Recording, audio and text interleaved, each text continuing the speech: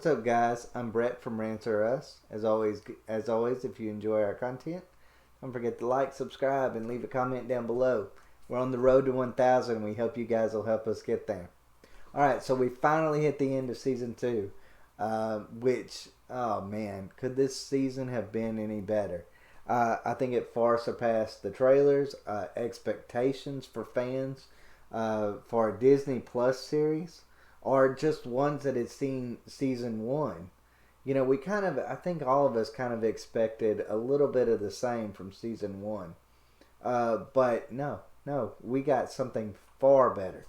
If the sequels would have been this good and got this much fan support and fan appeal, it would have, Star Wars would be at the top of the list of the greatest franchises of all time, which it used to be. I don't think it's that way anymore.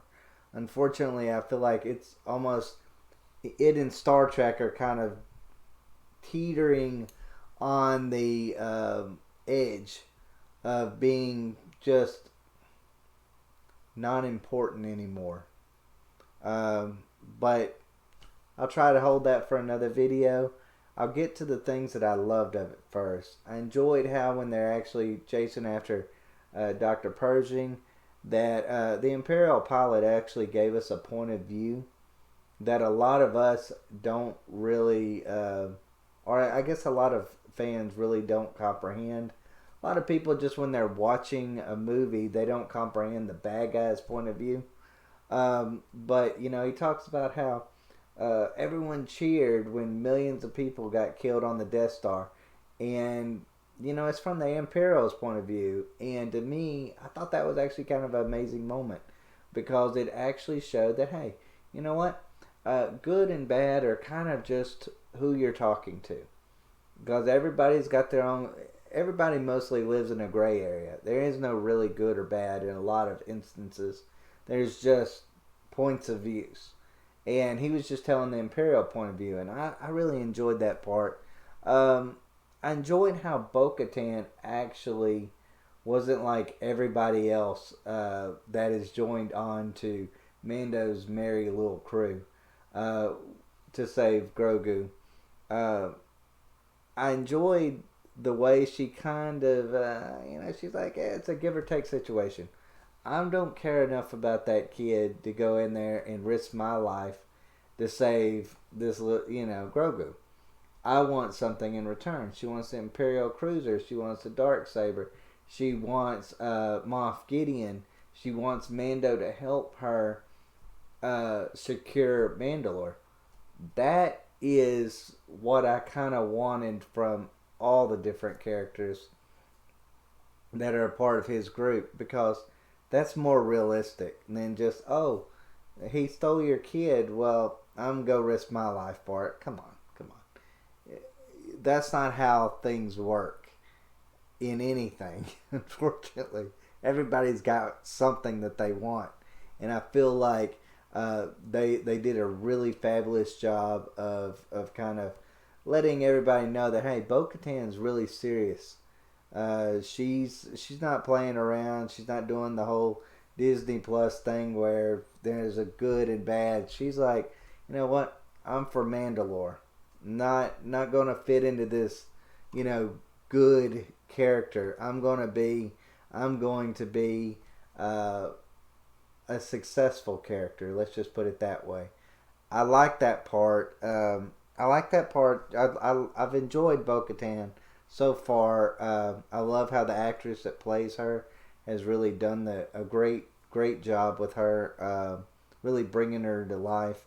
I actually enjoy the live action version more than I even did the one in the Clone Wars, and then I think she was in Rebels too, if I'm not mistaken. But yeah, we finally, another thing I enjoyed when Dr. Pershing actually kind of gave us a little bit of information about the Dark Troopers. There's been kind of this back and forth. Okay, are they part human, part machine?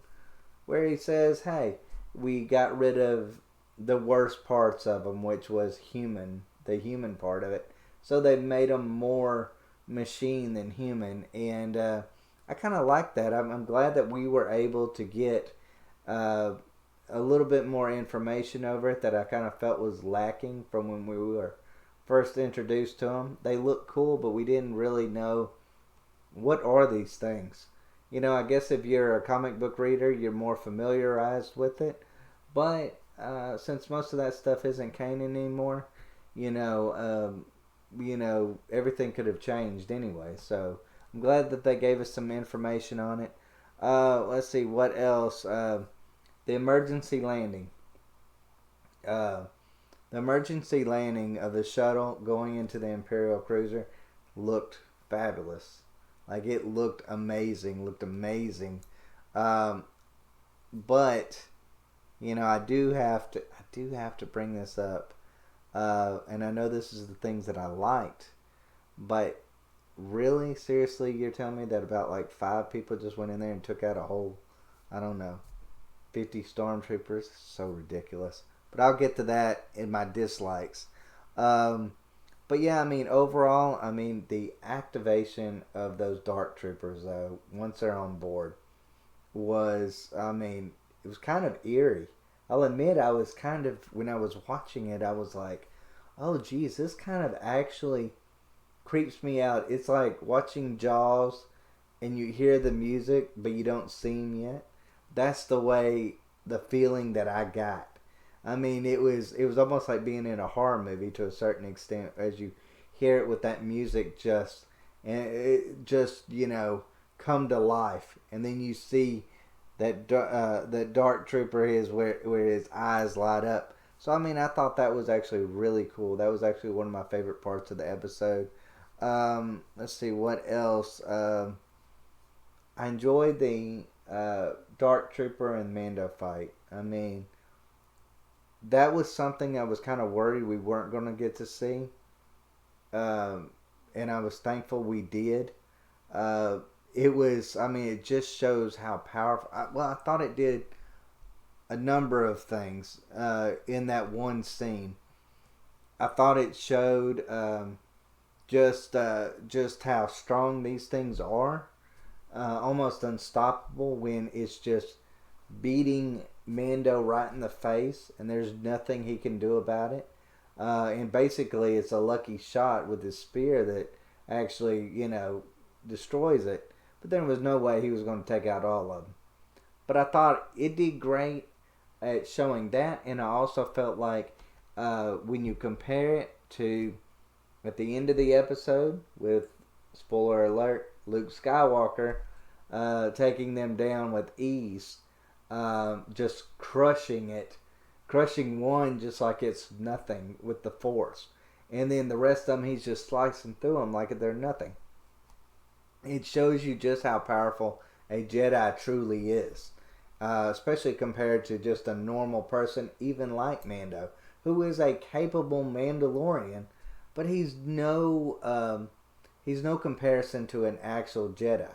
Which we got to see that in the prequel series when you're talking about Fett's father taking on Obi-Wan Kenobi. Like, you get to see them kind of going at it, and you get to see just how strong Fett was compared to Obi-Wan Kenobi, which is a testament to him. And I think this kind of shows that. And so I enjoyed that part. Oh man, that was amazing. The Moff Gideon fight was another great fight. I enjoyed that. There's just so many things in that moment where Mando is, he's defeated the Dark Trooper, or somewhat, at least temporarily defeated the Dark Troopers, sending them off into space. And then he goes and he finds Grogu, and of course he finds Moff Gideon there with Grogu with the Darksaber. The fight scene between those two, I was kind of worried about. I thought at first, I actually really did think that we weren't going to get a fight between them. I'm glad that Moff Gideon betrayed him and tried taking his head, even though he just basically was like, "You leave my ship." take the kid, leave my ship, or take the kid, but just leave my ship. I'm glad he broke that agreement. Probably because he knew that Bo-Katan was never going to be up for it. So that wasn't going to really happen in the first place. But yeah, I mean, that was that fight. That fight was on up there even with the Dark Troopers. I mean, that was man, I think his name's Giancarlo Esposito. That dude, he's just, how amazing is he? Like, I knew he was a great actor, but he's just the way he moves and the way that his facial expressions, and he just looks menacing. He looks like everything that needed the bad guy or the villain that needed to be in the sequel trilogy. They needed somebody like him in that, and I feel like the Mandalorian has not disappointed in that way. We get a sincerely villainous character, and that is what this show needed.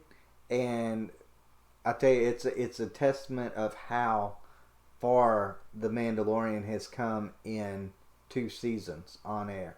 Is now it has increased in lore, not just popular lore for the Star Wars universe by introducing Moff Gideon, and of course reintroducing the Dark Troopers and Mando, Grogu, and all those other characters on there. So I mean, it's been a plus for Star Wars, not a minus like the sequel trilogy was. But yeah, overall, probably one of the saddest moments, and I'll admit there was a slight tear to my eye when Mando took his helmet off. After all the fighting was done, and he's got Grogu in his hands, and he knows that Grogu's going to go off with Luke Skywalker, and he takes that helmet off, and it was just one of those moments, priceless moments, and I mean that sincerely. I sincerely mean that was a priceless moment, and a moment I won't soon forget. In fact, I would even go so far as say it is in my top 5 greatest Star Wars moments. I know it might seem like nothing, but that's such a powerful situation there that you're seeing, where you've got the beginning of that. He won't, the beginning of season 1, he won't take his helmet off for anyone, for any condition. And then you just slowly see the progression in Mando and how much he loves that child. I mean, that child is literally like his own. I pray that we get to see Mando without his helmet more often. I almost wish that almost entirely is the way I wish. But I know that won't necessarily be the case. But yeah, alright. But that's basically all the things that I loved about it. Now let's go to the fun part. The fun part. My favorite part of every review is the things I hate. What is up with Cara Dune? Is she only on this show to have these really funny one-liners? She first off, when they're the Imperial pilot, she makes this reference to which Death Star. And he's like, we watched Alderaan burn, and I was on the Death Star, and she says, which one? I was like, yeah, that's funny, but then when she gives that little smirk at the end, I'm kind of like, that was kind of a blow-off moment. Could have let that pass if, when they're in the Imperial cruiser, if they're fighting and she gives up, and then she gives this little smirk after they kill all the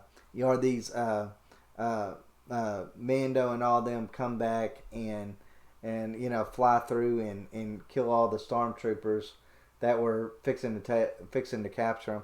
She makes this little smirk, and throughout this episode, the only time that she speaks is when she is giving these little one-liners. And she did have some good moments fighting, but overall, I'm just getting really, she was one of my favorite characters, but I don't like the way that they use her. And if they're actually intending on making her a main character of her own show or on The Mandalorian, um, I feel like they need to give her a little bit more acting room, or I don't know if that even kind of fits with her nature, but they need to give her a little bit more than just a one-liner and a silly smirk. Like, I just feel like there just needs to be more to her. But yeah, I mean, that's other than that. I mean, like I said, she's still one of my favorite characters. I just feel like she's being underutilized. Um, but yeah, I mean, Boba Fett. That's another thing. Boba Fett. Few episodes before this, when he's fighting the stormtroopers, he looks almost unstoppable. I mean, if you looked at that episode, and then you looked at when he's going to, I think her name is Kostika Reeves, that Mandalorian that's with Bo-Katan. Um, they go at each other, and then somehow she manages to kind of get the best of him. And I'm kind of thinking, as soon as I saw that done, I'm thinking back of, wait a second, he looks so amazing in this, but you're telling me that she's actually better than him? This is the famous Boba Fett.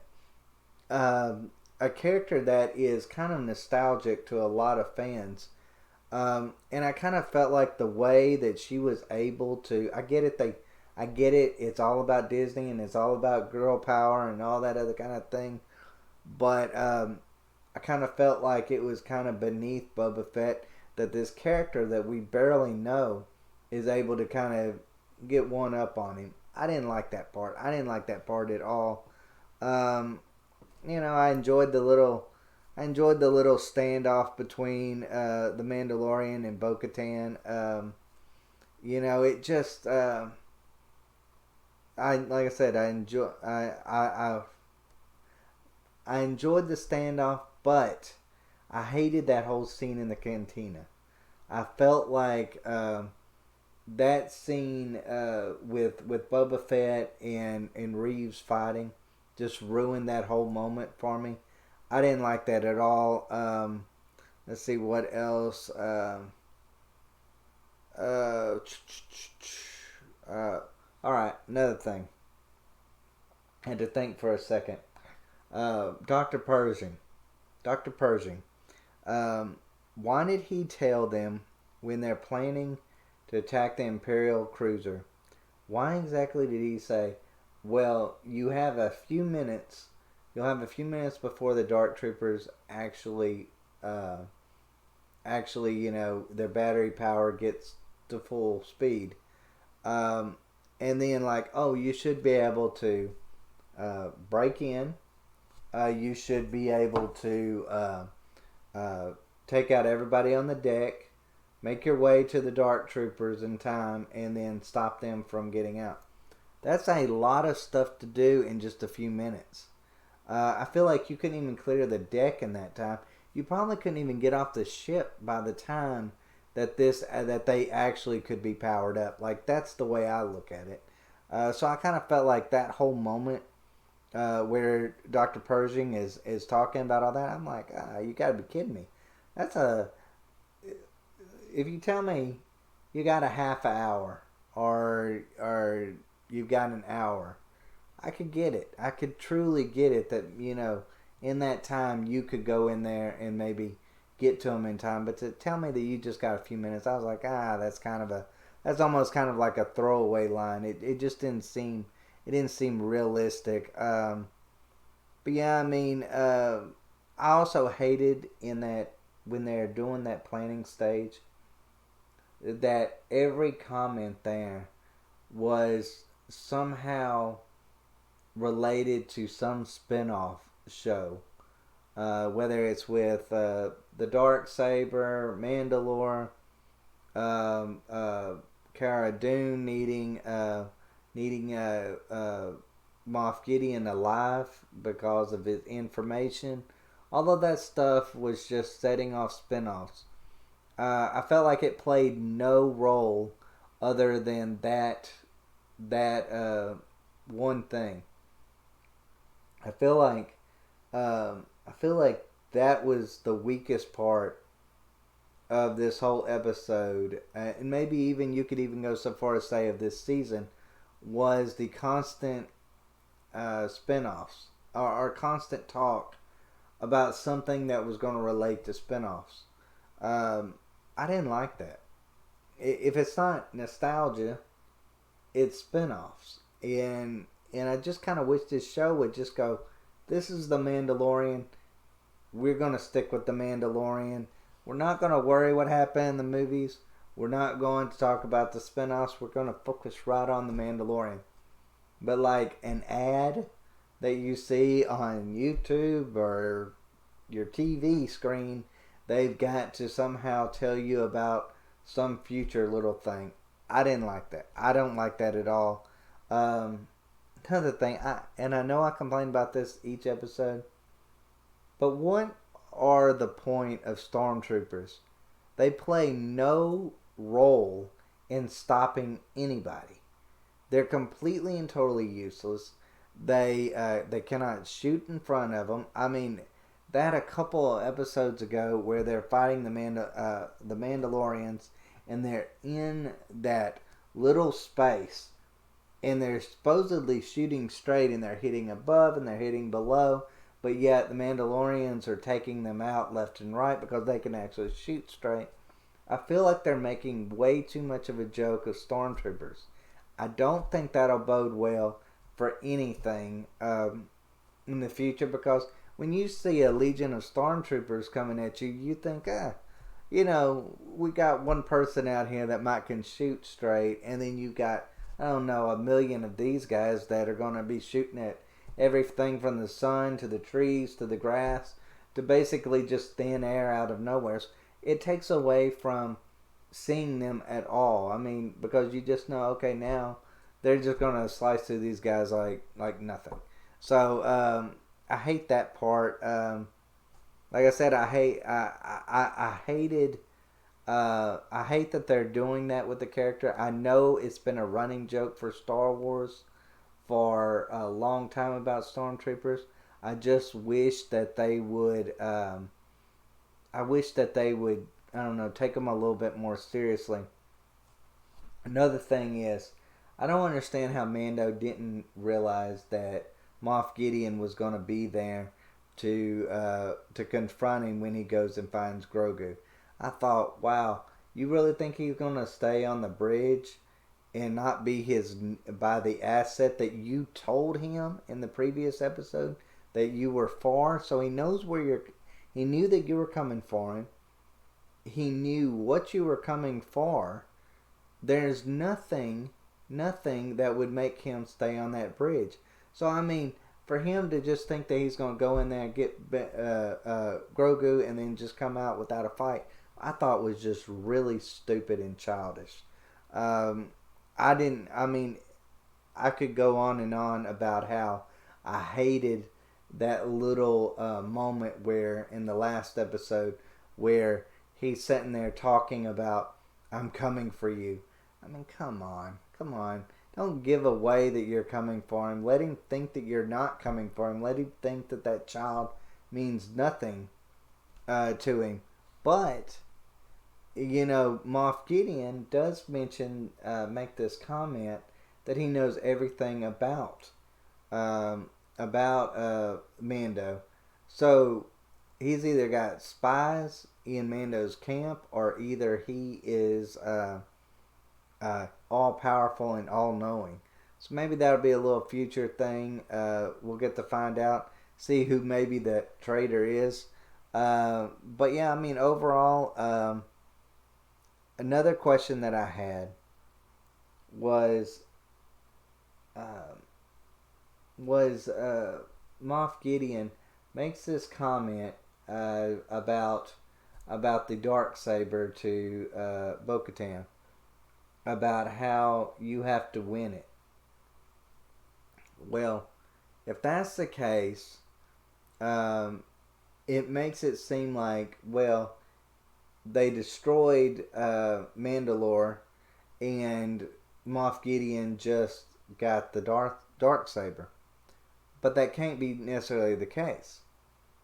Because if it was under those circumstances, then Bo-Katan could have just easily, after Mando defeated Moff Gideon, she could have just taken the blade. If he didn't win it by means of I guess, a fair battle.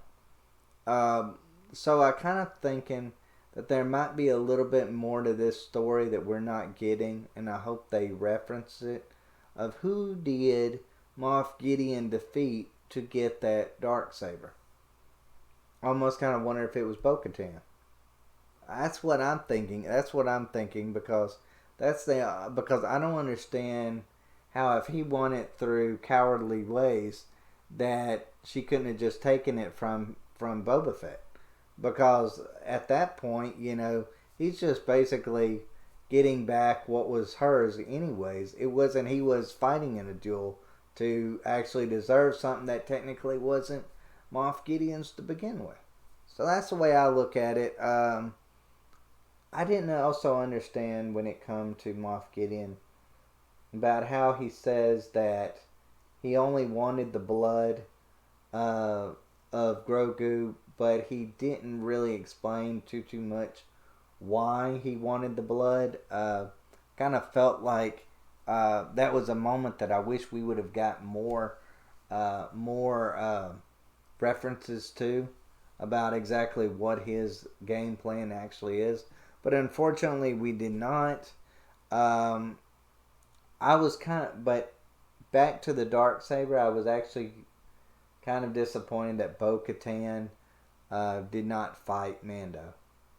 I was disappointed that we got a good Moff Gideon fight. We got a good,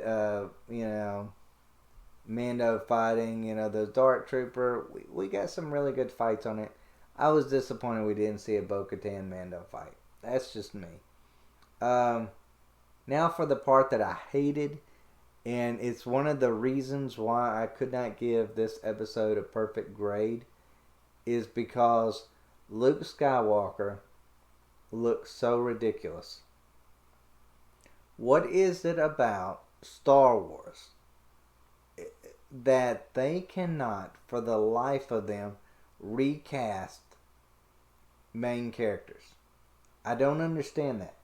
They've got to somehow use piss poor, and I mean piss poor, CGI to bring back Luke Skywalker, when they could have just recast him with someone that looked just like him and let them take on that role. No, they couldn't do that. They have to basically, what they did there was basically the equivalent of cutting a picture of Luke Skywalker off out of a book and then taping it with some tape to someone's forehead and letting them walk around like that, and then that being the believable. That was the equivalent of that. That was how poor the CGI on this was, which is a shame, because in other things the CGI has been amazing. But for some reason, with Luke Skywalker, they had to go back to that. They did that in the sequel trilogy with his sister. I felt like man, they should have just let Leia die in the second one. But no, they had to bring back Leia for the third movie in that sequel trilogy, but yet she had been dead for the real actress had been dead for years. So I mean, I just kind of felt like the CGI, I feel like they're trying too much in Star Wars to keep the nostalgia with the old characters, when they could just easily do like what they did with Han Solo in the Solo movie, and just kind of, switch up the characters. I think they could do that. Unfortunately, they don't want to, and that's what pisses me off, because that ruined those weird facial expressions ruined this episode in that regard for me. This episode would have been absolutely perfect if not for that one moment. I just hated that. I just hated it. I also didn't really like Boba Fett's ending scene. Killing Bib Fortuna. I mean, seriously, I thought it was going to be... I think the last ending scene that we got from season 1 was Moff Gideon cutting out of his TIE fighter with the Darksaber. That was a really cool ending scene.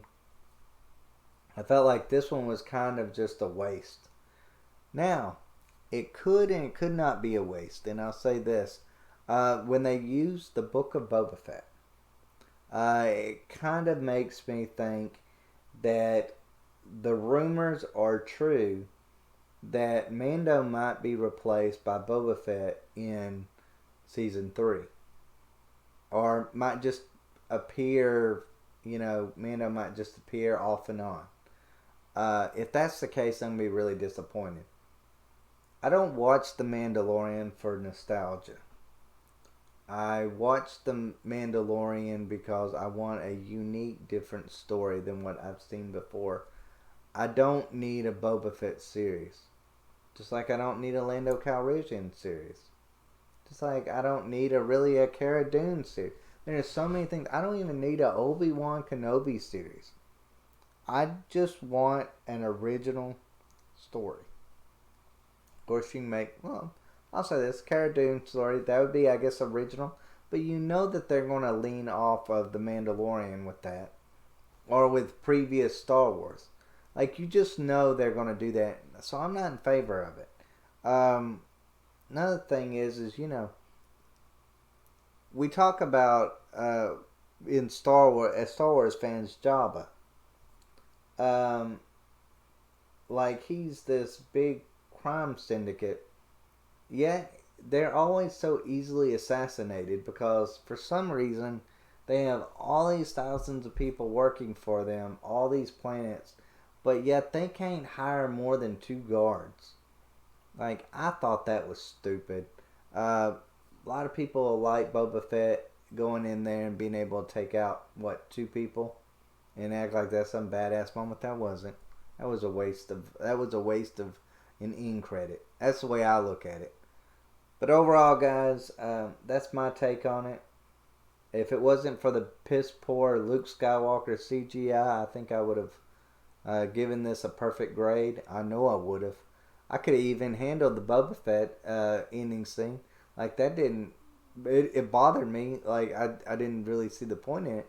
But it didn't, ruin anything for me. I mean, it could have been in there and I'd have been perfectly fine with it. It was just the piss poor CGI of Luke Skywalker. It's just, I'm like, let it go. Get another character to play that role. It's been 40 years. Come on, you can't 100 years from now still be using Luke Skywalker in that way. Like, you just can't. At least I hope they don't. Though, they probably will. But overall, guys, thank y'all guys for watching, and